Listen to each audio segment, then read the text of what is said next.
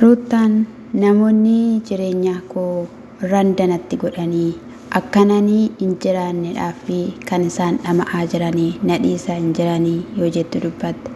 Ashamaa akkam jirtu hordoftoonni Qiddoo Yuuteeb subscribe like naa gochuun na jajjabeessaa sinin jedha.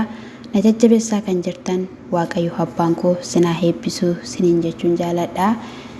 Egaa Ruutaan akka jechaa jirtutti ani ala deemuudhaaf piroosesii isaa eegaleetu jira. Kanatti nani kaniini samoona kana badeetu jiru asiif achi jechaadha kaninani ture yoo jettuudha jechuudha kan ishiin dubbachaatu jirtu. Egaa biyya keessa yeroon jiraadhutti na jiraachisuu hin dandeenye kallattiilee garaagaraatiidhaanii bilbila narratti bilbiluudhaan na waamuu warri nan argachuu hin barbaanne waan hundumayyuu ani isaaniif dhiisee isaaniif baheera. Haalli nan amma keessa jiru baay'ee haala bareedaadha. Garuuyyuu haa ta'u malee na boqochiisuu hin dandeenye. Gammachuu koo hin barbaadanii gadduu koo yeroo hundumayyuu kufaatii kootidha kan yaadanii. Animmoo yeroo kana keessatti yeroo koo tasa gubuu hin barbaadu. Yeroo koo mucaa kootidhaa fi ofii kootiif kennee akkasuma hojii kootiif kennuudha kan ani barbaaduudha jechuudha. Haa ta'uyyuu malee anis murteeffadhee jira biyya kana keessaa bahuudhaaf. Maatii kootti garuu hin himne. Yeroo baay'ee isaanii akkan isaan irraa gargar bahu hin barbaadanii. Anas ta'ee mucaa koos ta'ee garuu immoo dirqamaadha inni kun yoo jettu jechuudha. Egaa dhugaa dubbachuudhaaf namni osoo biyyuma isaa keessa taa'ee maatiidhuma isaa wajjiniin ta'ee gaa'eluma isaa wajjiniin ta'ee namatti tola. Isheen immoo gaa'ela ishees dhiiftee akkasuma namoota sanallee dhiistee uma tokko irraan hin ga'iin ishee irratti baay'ee haasawanii ishee irratti baay'ee dubbatanii jechoota baay'ee jedhaniini sana hundumayyuu dabarsitee seeratti kennuu hin dandeessi turte. Dhiiftee tuffattee waan barbaadan haa odeessan jetteetoo kan isheenii bira darbite jechuudha. Isaan immoo dadhabduudha homaayyuu hin fidduu jedhaniiti kan isaanii. Egaa hanga kanaatti ishiidhaan dararaa jiranii ishiidhaan miidhaa jiranii. Kan kana hundumaa immoo dubartii kanarraa akka kun ga'u taasisee abbaa manaa isa jedhamu sanadha jechuudha. Osoo inni dhaabbataa yookiin immoo ofii mataa isaatiiyyuu of kabachiisee akka abbaa manaatti akka dhiira tokkotti lakki jireenya koo simmite kanaaf jiraatu anumatu jiraattata osoo jedheera ta'ee dubartiin kun akkattidhaan daffaramtee abbaan barbaade irratti hin taphatu jechuudha. Egaa dhugaa dubbachuudhaaf an akka kiyyatti natti dhagahame jechuudha. Maaliif intala namaa tokko yeroo akkanattidhaan dararanii nulfaata isa dhugaa dubbachuudhaaf. Haa ta'uyyuu malee anis obboleettii kiyyaa waameetoo jira. Obboleettii kiyyas immoo kan waamee fi akka isheen isaaniin naaf amansiiftee ani hala deemuun barbaada. Dafee akkanaa xumuramus abdii guddaan qaba guyyoota lamaan keessatti. Mucaa kiyyas immoo dhiiseetuma hin deemu fudhadheetuma hin deema. Maaliif jennaan mucaan hanga waggaa 5tti haadhaa fi abbaarraa gargar hin bahu. Sanas haa ta'u kana dhiisee hin deemu fudhadheenuma hin deema jette jechuudha. Isheenis gidduu kanatti gaafa isheen dhufte obboleettiin isheedhaayi yeroo isheen dhuftutti ani waan sitti hin himne yookiin immoo isinitti hin himne waan ani eegalee qaba haala deemuufan jedha jennaani. Maal jechaa jirtaa qalliin kee hin dhumu hin qalladdaayii jennaan hin qalladu isuma dhugaan siin jechuu barbaadahanii. Garuu as mana dhufanii osoo hin taane alatti bilbila garaagaraatiin na waamanii akkatti isaan na haasofsiisaa jiranii. Jireenya koo keessaa hanga dhumaattiyuu bahuu hin barbaadanii na jeequudha kan isaan barbaadanii. Animmoo kana booddee natti ulfaata garuu inuma danda'ee keessa darbaa kaleessayyuu waan baay'ee danda'ee keessa darbeetoo dhufee iddoo kana gahee sodaa qabaadhees osoo hin taane garuu immoo maaltu kana hundumaa keessa na galchee yoo dhiisee fi deemee sammuu koos boqochiisuudhaa fi mucaa koos seeraan guddisuudhaa fi gaafa ishiin jettuun hin danda'amu tasumayyuu ani haala ati keessa jirtu siifan hubadhaa dhiphina ati keessa jirtu siifan hubadhaa namoonni baay'een akkasi waamanii waan baay'ee siin jedhanii haasaa garaagaraa hoduu garaagaraa gara kee fidanii nan beekaa haa ta'uyyuu immoo malee mucaa kana fuutee hin deemtu mucaan kun homaa tokkoyyuu waan beekuu hin qabu qilleensi biyya kana keessattiyyuu otoo asumaa fuutee gara Finfinnee deemteyyuu qilleensiyyuu itti geeddarama isa kanaafi asumaaf asittiyyuu qilleensi adda addummaadha unkanii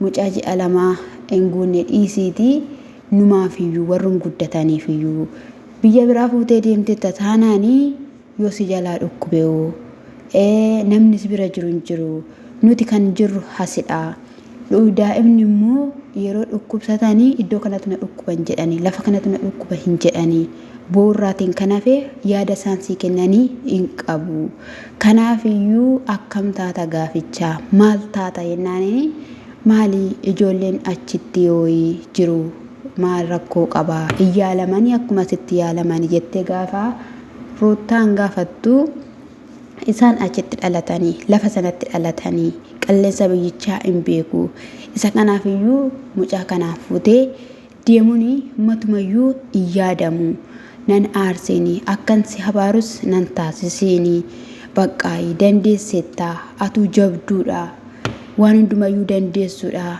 isa kanaafiyyuu mucaa fuutee deemuun hin barbaachisu abaayyeen immoo osoo dhageesse maal jetti akkamii jennaanii naaf amansiisi akka isaanitti naaf himtuun barbaade dhiisuu hin barbaadu ani otoo isinitti himin jalqabeera guyyoota lamaan keessatti naaf xumurama jennaan abadan jette ishiin jechuudha abadanii hin ta'u wanta akkasii jette mucaas immoo otuma ta'ees dhiisees hin deemu hani Tomo abbaan immoo gaarii ta'eera ta'ee abbaa biratti dhiisanii deemuun hin danda'ama abbaa akkanaatti immoo dhiisanii deemuun tasumayyuu hin yaadamu garuu haa ta'u maleedha jetteen jechuudha ishiin immoo hin danda'amu wanta akkana tasumayyuu jettee jechuudha kun hundumtiyyuu immoo dheessuun kun hundumtu egaa tasgabbeessuu dhabuudhaan teessisuu dhabuudhaan maduma Ruutaan akkattidhaan ija godhattee akkattidhaan jabaattee dhaabbachuu ishii maalidha jedhanii egaa qorataniituma bira ga'uudhaafidha kan isaanii dhama'aa jiranii abeelee yeroo darbee akkatti ishii tuffatee irratti haasawaa ture abbaa manaan kee yookiin immoo abiraan fuudhuuf jira qophii qabu kanaafiyyuu kottu wajjin hin deemna jedheeni kiyyaas argitan ittoo ta'e kaleessa jechuudha buziyyee mannati ganni waamee hodhuti waraqaa kana waraqaa waamichaati Irmeellaa fi Abiraamtu wal fuudha waan ta'eefi Ruutaan akka irratti argamtuuf itti kenni jechaanii ture jechuudha barreessisanii jechuudha ani gaaffii kanatti ta'aa jiru jechuudha ganni fa'is ta'ee Ruutaa fa'is ta'ee jechuudha abbumti argee lafuun barbaadetti yeroo isaan waame akka isaanii wanta qubna garii yookiin immoo wanta ija qabu hin hojjenne hin beeku ijoolleen sun jechuudha ganni numti sun maaliif bira yeroo darbee hodhutii 500 fudhadhuuti sargi diggisii sargi Ruutaa jechaanii ture achimmoo ishiin diggisuun mudaanan bakka Irmeellaadhaaf diggifna jechaa ture jechuudha lafa abeel jiru nageessennaan gaddan immoo qota katoran si bilbilaadheenii biraa deeme maal godha waraqaa sargii hojjechiise fidee ishiitti kenna jechuudha nuti kan hundumayyuu waan naannoo isinitti fakkaataa waanuma isinitti wanni nutti fakkaattu isinii nuti si yaanna nuti anis immoo nan dubbisaa akkamitti nuti uffattanii oma tokko nama nuti omaan goone isinitti fakkaanna jetteen ishiinis waraqata sana fuutetti deebistee jechuudha akkaataan ittiin hojjechiise illee sin ajaa'iba jechuudha hanga kanattidha jechuudha egaa Irmeellaa fi Abiraamis immoo waan hojjechaa jiran hin beeknu nuti maa viidiyoo irratti wanta dhufanii irratti nuuf gallakkisa waan hin jirreefi isa kanaafiyyuuti kan isiniin jechuun jaaladhaa jabaadhaa na bicha baay'ee tokko nama gaddisiisa jechuudha. Yeroo taa'ee baay'ee tokko dhugaa dubbachuu baay'ee gadda keessa jirti, baay'eetti dhagaamee jira, baay'ee dhiphina manan jedhamne keessa galteetoo jirti dhugaa dubbachuudhaaf jechuudha. Yeroo kana keessatti haalonni yeroo ulfaatee tasaasaamee jedhu booda dhiphina sammuu keessa galtee mucaashiitiif iyyuu akka hin jiraanne akka isaan hin taasisne qofan sodaadhe jechuudha karaa kiyya. Osoo dhugumaan iyyuu namni hamanamaa firri hamanamaa wayii jiraate jechuudha magaalaa Finfinnee keessaas akka isheen Finfinneetti yoo galte immoo irra caalaa iyyuutti taphatu jechuudha. Maatii biraa gaafa isheen sitte magaalaa masaanii keessas buttaan jiraa kana keessaas namni wayii firri wayii jiraate achi fageessanii fudhatanii bakka mana wayiillee kireeffatteellee namni birattillee okkee taate otoo tasgabboofte akka kiyyatti barbaachisaadha jedhee yaadahan jechuudha. Haala kanadhaani gara maraatummaatti ishii geessaa jiru dhugaa waaqayyaan namti isaa ishidhaafaa baay'atu maleedhaayi.